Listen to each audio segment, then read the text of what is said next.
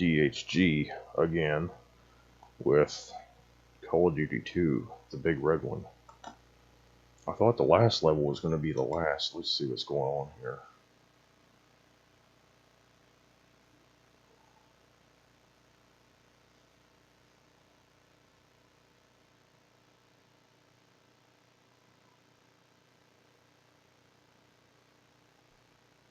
Loading.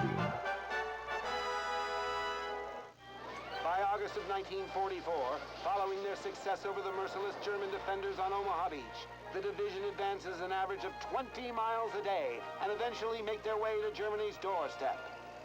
Reaching the heavily fortified Siegfried Line on September 12th, the division crosses into Germany for the first time. In brutal house-to-house fighting, they capture Aachen on October 21st, the first German city to fall. That winter, in an act of desperation, Germany launches a massive offensive in the Ardennes, and the Big Red One is tasked with holding the line in what would later be known as I completely forgot about this. Eventually fighting their way back into Germany by January of 1944, they cross the Rhine River and continue to advance across Germany. The division finds itself in Czechoslovakia on May 8, 1945, when the war in Europe is finally over as Germany surrenders.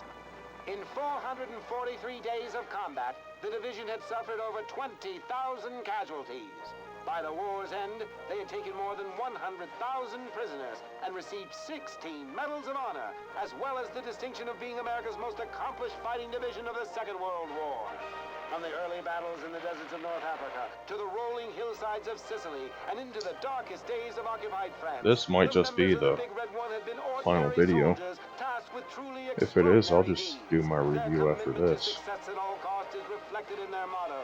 No mission too difficult, no sacrifice too great. Duty first.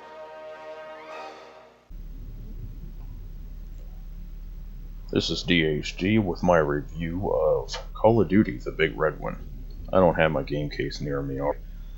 I had to redo this review because I originally gave it the wrong rating. I don't know why. I was just going with a review off the top of my head and said the wrong thing.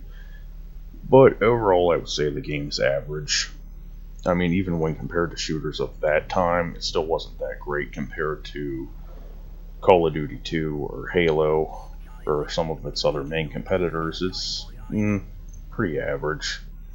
The graphics were great, but that doesn't really make a game. I mean, a polished turd is still a polished turd. It sounded good. The missions mixed it up a little bit. It was nice to see a tank level get on the 50 cal every now and then. But at the end of the day, it's just your average World War II shooter game. Shooting a bunch of Nazis. It didn't have any new perspectives in there.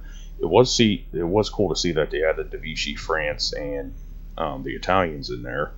Bit of a rarity that was. The gameplay was pretty standard even for the time. The controls are a bit obtuse nowadays, but I mean, like I said, if you have a Xbox Series X or Xbox One, I understand they're all backwards compatible.